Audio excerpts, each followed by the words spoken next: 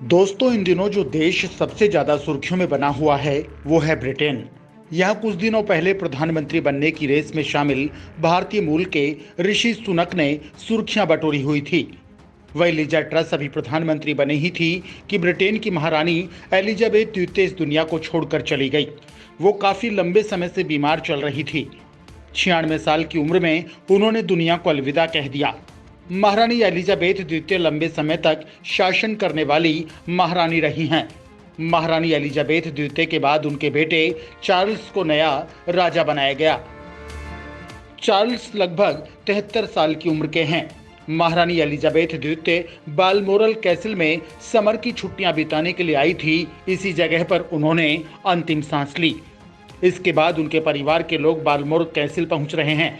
महारानी एलिजाबेथ हमेशा से ही अपनी जनता से बहुत प्यार करती रही हैं। वो उनके भरोसे को हमेशा बनाए रखे हुए थी।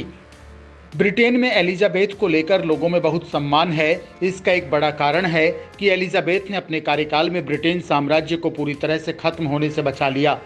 इसके बल पर उन्होंने इतने साल राज किया। दोस्तों, महारानी एलिजाबेथ द्वितीय सिर्फ ब्रिटेन पर ही अपनी हुकूमत नहीं चलाती थी, वो कनाडा, ऑस्ट्रेलिया, न्यूजीलैंड सहित कॉमनवेल्थ गेम के देशों सहित करीब 14 देशों पर अपनी हुकूमत चलाती थी। महारानी की मौत के साथ कई तरह के सवाल भी खड़े हो गए, जैसे क्या ब्रिटेन की करेंसी बदल जाएगी। इसके अलावा महारानी के शासन खत्म होते ही ब्रिटेन में क्या क्या बदलाव होने वाले हैं। तो चलिए दोस्तों, जानते हैं कि महारानी एलिजाबेथ के जाने के बाद ब्रिटेन में क्या नया देखने को मिलता है। सबसे पहले उन देशों की बात करते हैं जहां ब्रिटेन की महारानी की हुकूमत चलती थी। महारानी की डेथ के 70 साल बाद ब्रिटिश सम्राट के रूप में किसी पुरुष की वापसी होगी। एलिजाबेथ की डेथ के साथ ही उनके बेटे Charles Philip Arthur George UK के राजा बन गए हैं। वो अब किंग चार्ल्स द्वितीय कहलाएंगे। प्रिंस चार्ल्स की पत्नी कैमिला को अब क्वीन कंसर्ट कहा जाएगा। प्रिंस चार्ल्स भले ही ब्रिटेन के नए राजा बनने जा रहे हों, लेकिन अभी उन्हें कई औपचारिकताएं पूरी करनी होंगी। सबसे पहले उन्हें अपना नया नाम चुनना है। ब्रिटेन के सम्राट के तौर पर उनके सामने चार्ल्स, फिलिप, आर्थर और जॉर्ज जैसे ऑप्शन रखे गए थे और उन्होंने चार्ल्स नाम का चुनाव किया है। नियमों के मुताबिक प्रिंस चार्ल्स को आधिकारिक तौर पर ब्रिटेन का नया राजा घोषित करने के लिए लंदन के सेंट जेम्स पैलेस में कार्यक्रम आयोजित किया जाएगा। इस दौरान प्रीवी काउंसिल, ब्रिटेन के प्रधानमंत्री, वरिष्ठ सांसद और कई अन्य दूसरे प्रतिष्ठित लोगों के सामने उनके नाम का ऐलान किया जाएगा। 18वीं सदी से चली आ रही परंपरा के तहत चर्च ऑफ स्कॉटलैंड की सुरक्षा की शपथ लेंगे।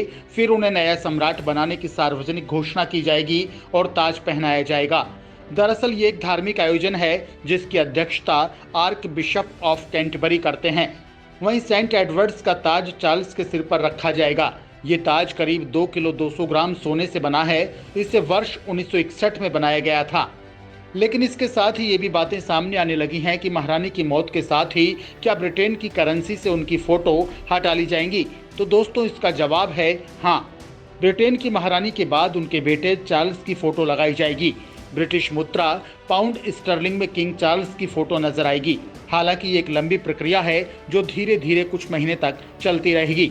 इसी के साथ ही कनाडा, ऑस्ट्रेलिया और न्यूजीलैंड की मुद्रा में भी बदलाव होगा।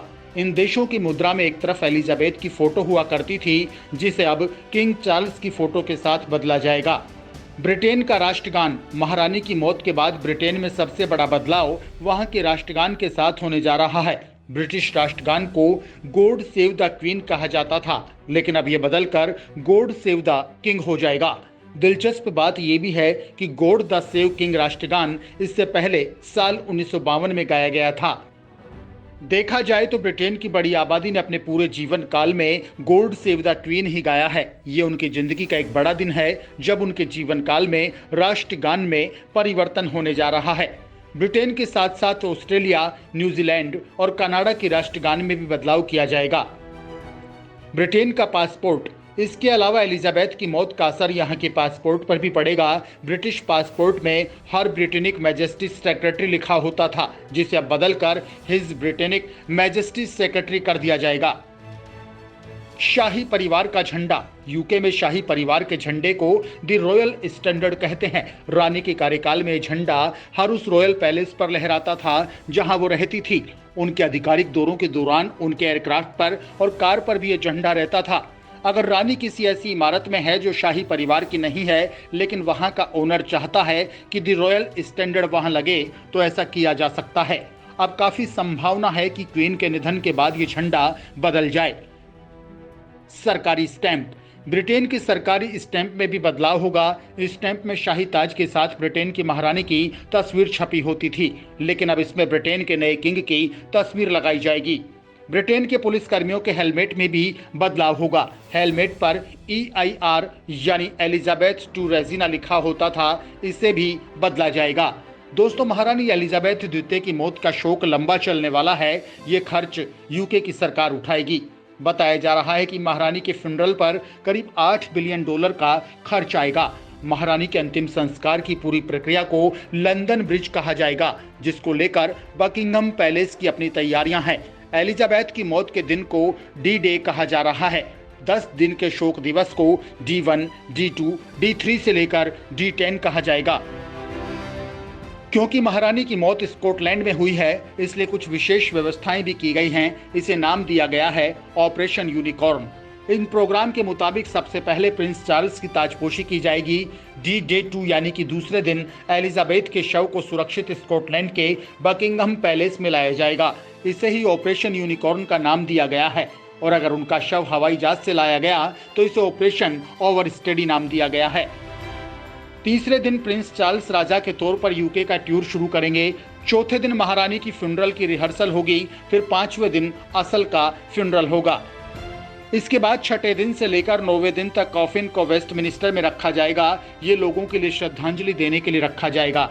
वहीं आखिरी दिन यानी 10वें दिन वेस्टमिनिस्टर में ही विंडसर कैसल में किंग जॉर्ज मेमोरियल चैपल में एलिजाबेथ के शव को दफनाया जाएगा। एलिजाबेथ अब तक सबसे लंबे समय तक शासन करने वाली महारानी रही हैं।